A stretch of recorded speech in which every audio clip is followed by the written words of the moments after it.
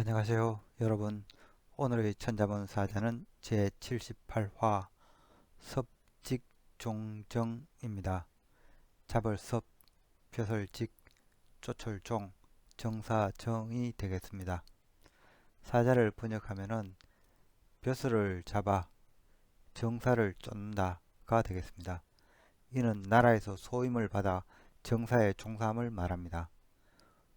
공자께서는 충분히 학문을 닦은 후 51의 늦은 나이에 자신의 뜻을 펴고자 관직 생활을 시작하십니다. 처음 회계 출납직인 위리를 시작으로 하여 나중에는 사법부를 관장하는 대사구의 자리에까지 올랐습니다. 그렇지만 주색에 빠진 노정공이 그를 멀리하자 노나라를 떠나게 됩니다. 이후 14년간 전국으로 떠돌이 생활을 하였지만 제후들은 그 유명세만 탐할 뿐 이상 정치에는 관심이 없었습니다. 노노 하기편에 벼슬하는 자의 자세에 대해 공자께서는 이렇게 말씀하고 있습니다. 자왈, 도, 천성지국, 천성의 나라를 이끌고자 한다면 경사이신, 맡은 일을 경건히 하고 백성에게 믿음을 주어야 한다. 전룡이 예인, 국가 경비를 전략하고 백성을 사랑해야 한다. 삼인이시, 백성을 부릴 때는 시기를 잘 따져야 한다. 이 문장에서 이 성은 전차 한 대를 기본으로 구성된 부대를 말하는데 약 100여 명의 병사가 따라붙게 됩니다. 따라서 천성이라고 하면은 10만 병력을 거느린 큰 나라를 뜻합니다. 150화 군사군을 설명하면서 구체적으로 다시 언급될 것입니다. 글자에 대해 살펴보도록 하겠습니다. 먼저 잡을 섭을 설명드리겠습니다. 이 자는 제방변의 귀자의 합자로 되어 있습니다. 제방변은 손수자가 변에 올 때 간략하게 표기되는 방식이죠. 변에 위치하는 손수자는 소정까지만 해도 이 5마디의 손 형태가 유지되었으나 전설을 서기 편하게 따듬게 되면서 예서에서부터 변에 쓰이는 자형은 이 제방변 형태로 간략하게 표기가 됩니다. 손수자의 의미는 손, 재주, 수단, 방법 등이 되겠습니다. 귀자는 귀를 그린 상형문자입니다. 입이 자기 의사를 표현하는 적극적 수단이라면 귀는 다른 이의 의견을 듣는 피동적 수단입니다. 그래서 이 귀자는 수성적 어조사의 의미가 있습니다. 중국 고문에서 뭐뭐 할 뿐, 뭐뭐일 따름과 같은 어조사로 귀자가 흔히 쓰이고 있습니다. 또 귀는 속뜻으로 출생의 의미도 있습니다. 태아가 어미배에서 나올 때 가장 큰 머리에 양귀가 빠져야 출산이 성공적으로 마무리되었기 때문입니다. 그래서 귀 빠진 날은 태어난 날과 같은 말입니다. 또한 고대 전쟁에서 전과를 매길 목적으로 포르나 죽은 자의 왼쪽 귀를 수집하기도 했습니다. 우리는 무거운 물건을 들어 올리는 양쪽 손잡이를 귀라고 표현하기도 하죠. 이는 무거운 머리의 양쪽 귀와 손잡이의 위치가 닮았기 때문입니다. 그래서 귀는 속뜻으로 손잡이를 의미하기도 합니다. 귀자가 주로 뜻하는 바는 귀로 듣다, 태어나다, 상나다 등이 되겠습니다. 이러한 귀자가 두 개인 경우는 이 편안할 접자입니다. 이 자는 각골자부터 있었던 아주 오래된 자형입니다. 이 두 귀를 쫑긋 세우다는 의미로 집중하여 잘 듣고 있다는 표현이 되겠습니다. 귀자가 세 개인 경우는 이 소곤거릴 섭자입니다.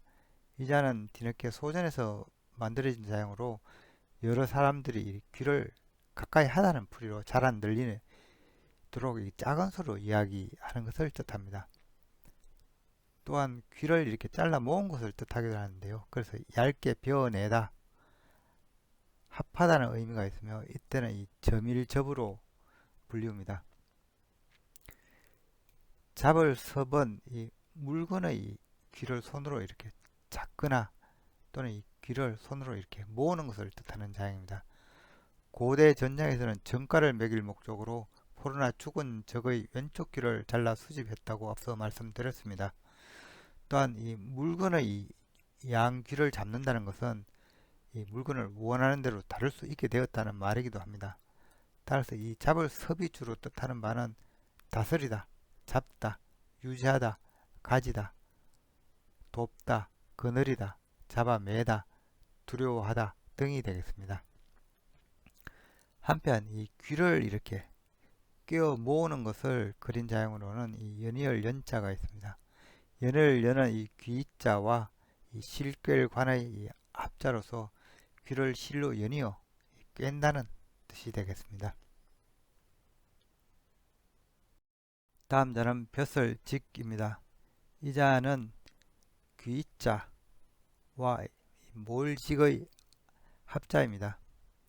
그리고 이 모일직은 이 소리언과 창가자의 합자로 구성되어 있습니다. 소리언과 이 창가자로 이루어진 이 모일직은 이 전쟁에서 소리로서 창을 든 병사들의 이 진퇴를 알리는 것을 표현한 자형입니다.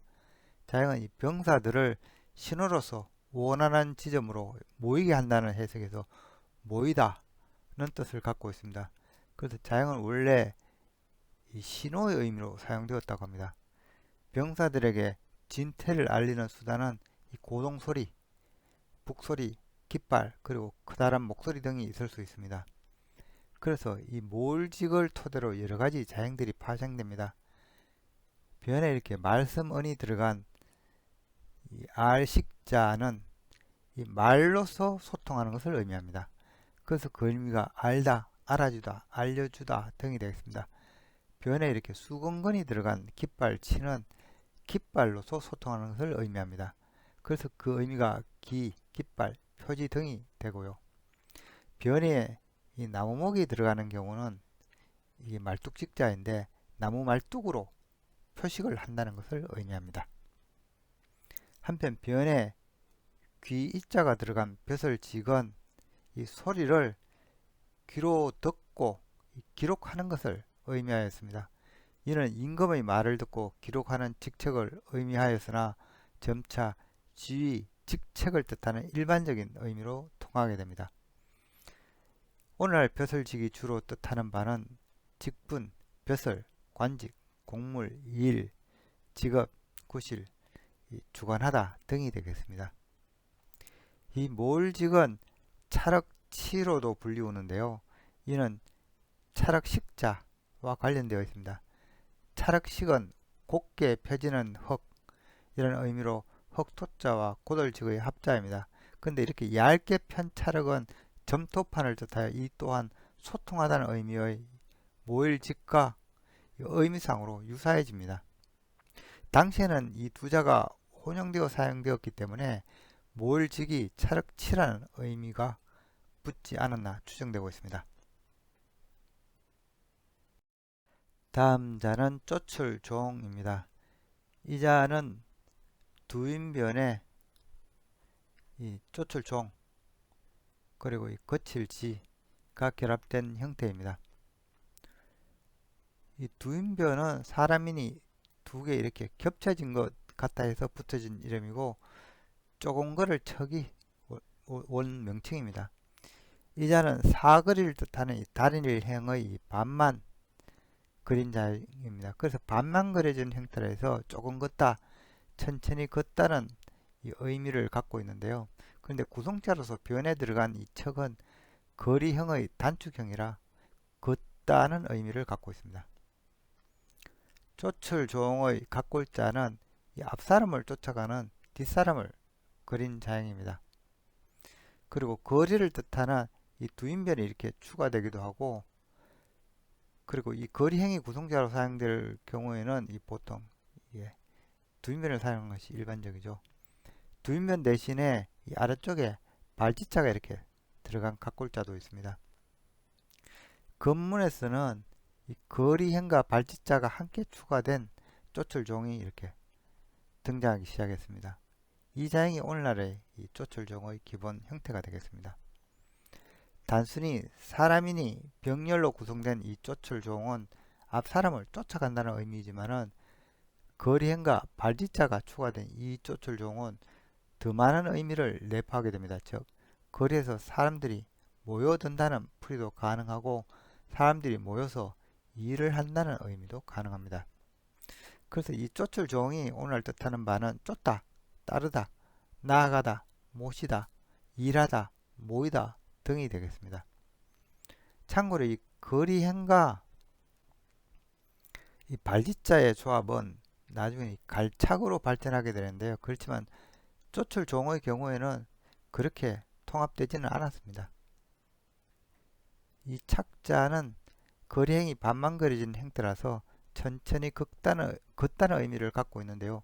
구성자로서 보통 이 착자는 보통 걷다는 의미를 전달합니다. 오늘의 마지막 자는 정사정이 되겠습니다. 이 자는 발을정과 칠복자가 합쳐진 형태입니다. 발을정은 이 나무 말뚝을 뜻하는 못정자와 발짓자의 합자로서 말뚝을 발로 밟다는 의미인데요. 즉 말뚝이라는 것은 바로 올바르게 밟지 않으면 땅에 정으로 박히지 않기 때문에 올바르게 박힌 말뚝이라는 해석에서 바르다, 올바르다, 바로잡다는 의미를 갖게 됩니다.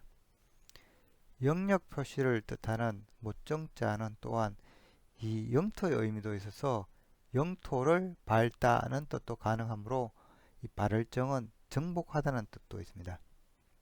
오늘날 발을정이 뜻하는 바는 바르다, 바르게 행동하다, 정당하다, 정복하다, 밟고 오르다 등이 있습니다.